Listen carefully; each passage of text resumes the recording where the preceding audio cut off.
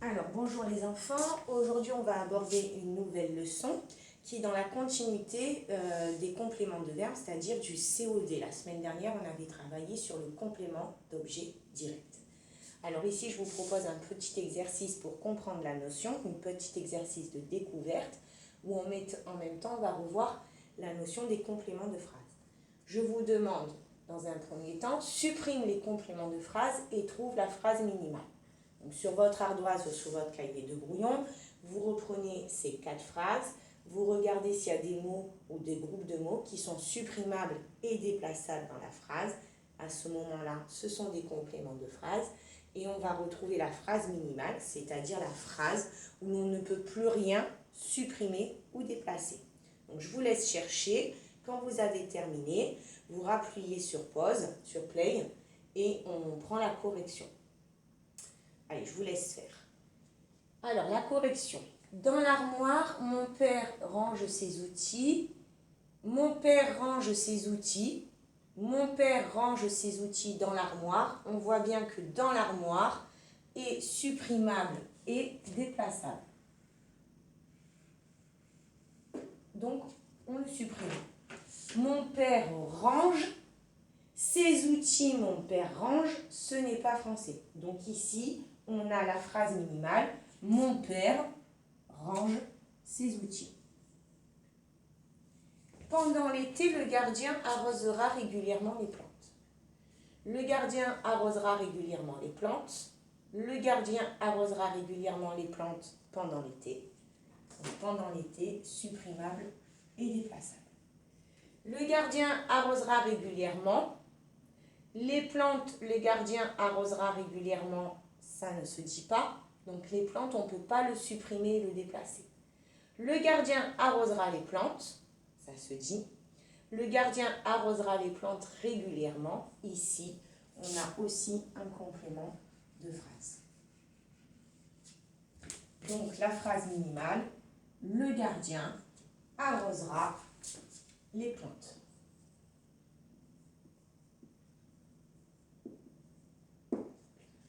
Tous les soirs, je téléphone à mes grands-parents. Je téléphone à mes grands-parents tous les soirs. Je téléphone à mes grands-parents. Tous les soirs, supprimable et déplaçable. Je téléphone à mes grands-parents, je téléphone, ce n'est pas français. Ce n'est pas supprimable et déplaçable. Donc, à mes grands-parents, je suis obligée de le laisser. Ce matin, le journaliste parlait au président. Le journaliste parlait au président ce matin, déplaçable. Le journaliste parlait au président, déplaçable et supprimable. Ce matin, je l'enlève. Le journaliste parlait, c'est français. Au président, le journaliste parlait, ici ce n'est pas français. Donc il n'est pas supprimable et déplaçable. Donc nous avons notre phrase minimale, le journaliste parlait au président. On se souvient, pour le COD, quand on a trouvé la phrase minimale, on vérifie en posant la question quoi ou qui. Pour trouver le COD, la question, on reprend le verbe et on voit si on peut répondre à la question quoi, qui. Mon père range quoi?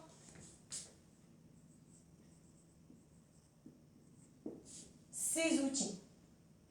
Ici, on peut bien poser la question quoi et on répond avec ses outils. Donc, ses outils, c'est un COD. Le gardien arrosera les plantes. Le gardien arrosera quoi? On peut poser la question quoi et répondre les plantes. Donc, ici, nous avons affaire à un COD, complément d'objet direct du verbe. Je téléphone à mes grands-parents. Je téléphone quoi? Ça ne se dit pas. Je téléphone qui? Ça ne se dit pas cette phrase. Je téléphone qui? On va devoir dire je téléphone à qui? Ici, on ne pose plus la question quoi ou qui, on est bien en relation avec le verbe téléphone, mais on ne peut pas dire je téléphone qui. On est obligé de rajouter cette petite préposition à. Je téléphone à qui? Je téléphone à qui? À mes grands-parents. Alors ici, on a un complément de verbe, mais ce complément de verbe, du coup, il s'appelle un COI. COI. Complément d'objet indirect. Indirect, parce qu'on est obligé de rajouter la petite préposition à devant la petite question. On ne peut plus dire qui, mais à qui. C'est donc un complément de verbe qui s'appelle complément d'objet indirect.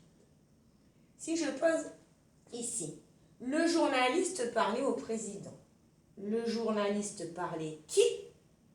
Le journaliste parlait quoi? Ça ne se dit pas. On est obligé de poser la question. Le journaliste parlait à qui? Le journaliste parlait au président. Nous avons donc affaire ici à un complément de verbe, mais qui s'appelle complément d'objet indirect, un COI, puisqu'on est obligé de rajouter la petite préposition à ici.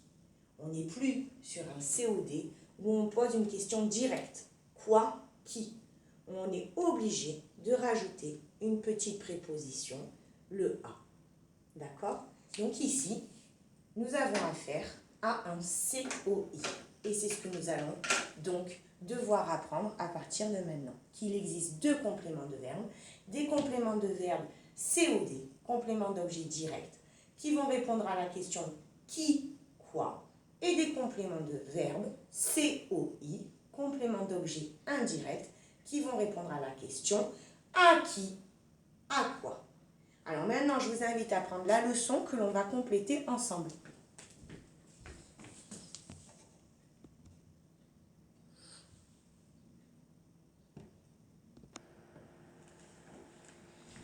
Alors, je suis désolée, j'ai toujours le rétroprojecteur qui fait une petite tâche, mais j'arrive pas à l'enlever.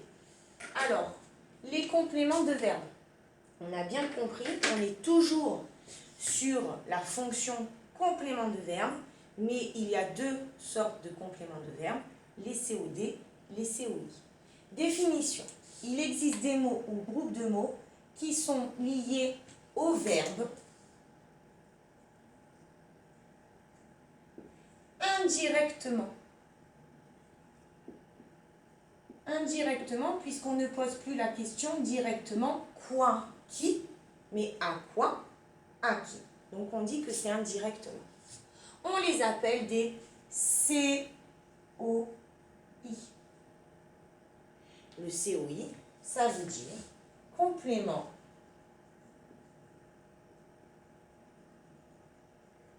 d'objet indirect.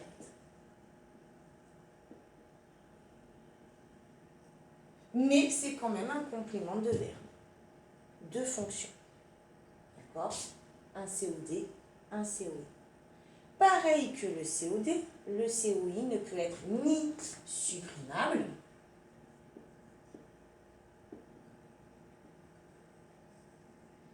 ni déplaçable. Il appartient à la phrase minimale. Son rôle est de compléter et de renseigner sur l'action, c'est-à-dire sur le verbe. On voit bien que comme le COD, il répond à une question directement qui vient du verbe.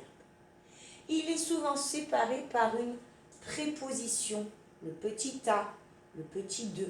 Ça s'appelle des prépositions.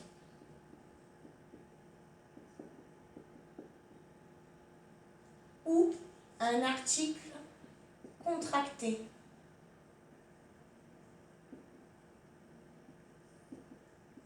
Au, a eu, de la, du, etc. Et donc, il répond à la question à qui, quoi? De qui? De quoi? On voit bien que l'on est obligé de venir rajouter une petite préposition à la question. Le à et le de. On n'est plus sur directement qui, quoi, mais à qui, à quoi, de qui, de quoi. Alors, exemple, tous les matins, mon grand-père souffre dans son mal de dos. Première chose que l'on doit faire, on doit trouver la phrase minimale. Mon grand-père souffre de son mal de dos tous les matins. On peut donc enlever le déplacer. Mon grand-père souffre de son mal de dos. On peut le supprimer et le déplacer tous les matins. Mon grand-père souffre, ça se dit. Mais est-ce qu'on peut dire de son mal de dos, mon grand-père souffre? Ça ne se dit pas. Il n'est donc ni supprimable ni déplaçable. Il ne peut pas faire les deux. Donc je cherche la phrase minimale. Mon grand-père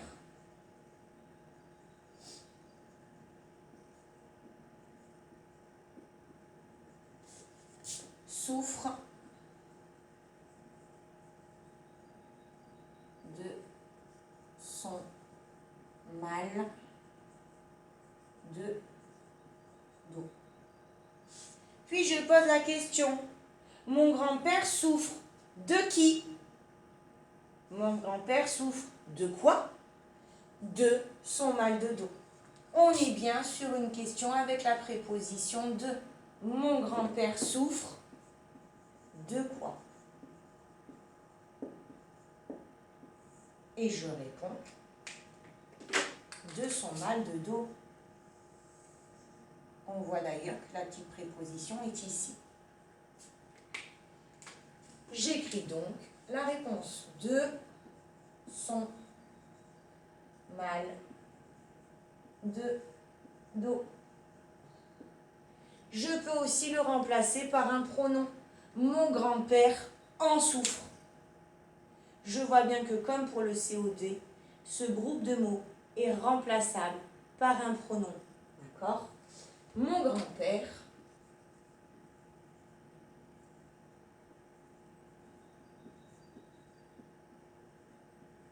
en souffre. Ici, le en est le pronom qui va remplacer de son mal de dos. De son mal de dos et donc un COI. Il est donc pareil que le COD, lié au verbe, mais indirectement puisqu'il est souvent accompagné d'une petite préposition, le de. Il renseigne quand même sur le verbe. Il n'est pas supprimable, il n'est pas déplaçable comme le COD. Il est remplaçable par un pronom. Et il répond par contre, celui-ci, à la question à qui, à quoi, de qui, de quoi. Je vous laisse finir de compléter et ensuite je vais vous proposer deux petits exercices que l'on corrigera directement ensemble pour voir si on a compris la notion avant d'en s'entraîner sur des feuilles d'exercice.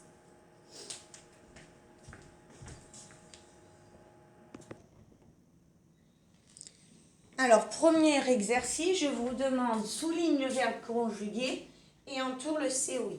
Ici, on est déjà sur une phrase minimale.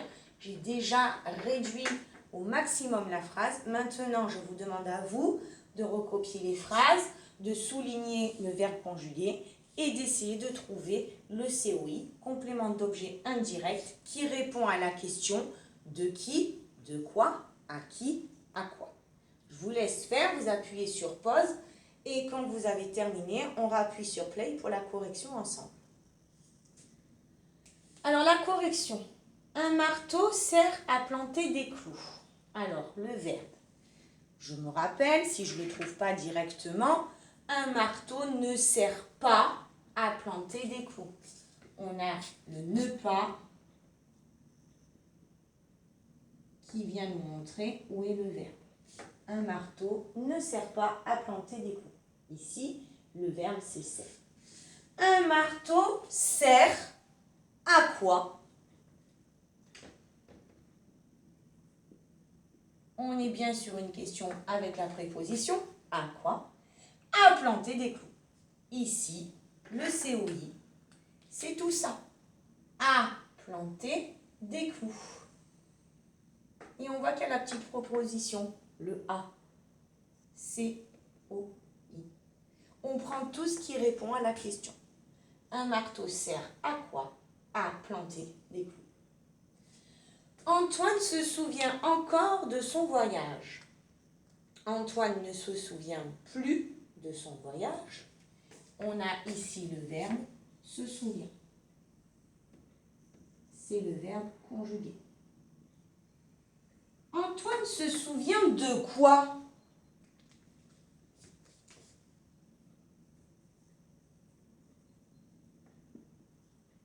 De son voyage. Ici, le COI, c'est de son voyage. Pas Antoine se souvient de quoi? Encore de son voyage. Non. Antoine se souvient de quoi? De son voyage. Et on trouve le COI. Je penserai à t'acheter des feutres. Je ne penserai pas à t'acheter des feutres. Nous avons donc ici le verbe penserai au futur. Je penserai à quoi? À t'acheter des feutres.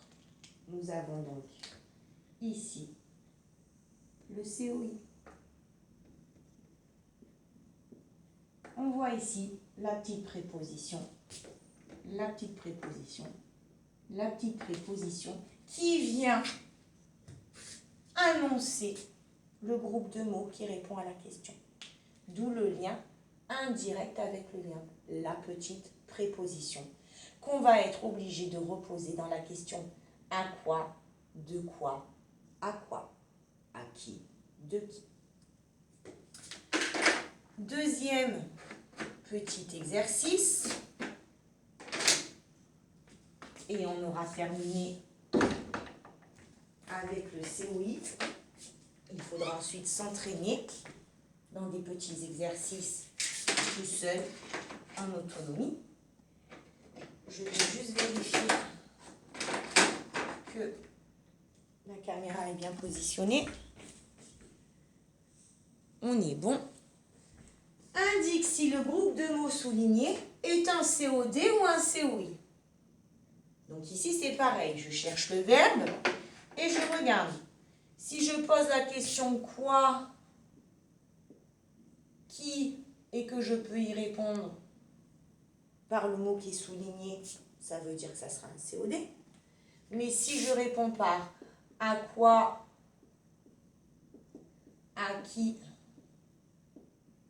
ou de quoi, et que je réponds par le groupe de mots soulignés, ça voudra dire que c'est un COI. Alors, je vous laisse faire. Vous écrivez les phrases, vous vous entraînez à poser les petites questions en trouvant le verbe, et on corrige ensemble. Alors, la correction. Les personnes âgées se souviennent de leur jeunesse. Le verbe, c'est se souviennent. Alors, je pose la question. Les personnes âgées se souviennent quoi? Non. Les personnes âgées se souviennent qui? Je ne peux pas répondre par de leur jeunesse. Les personnes âgées se souviennent de quoi? De leur jeunesse.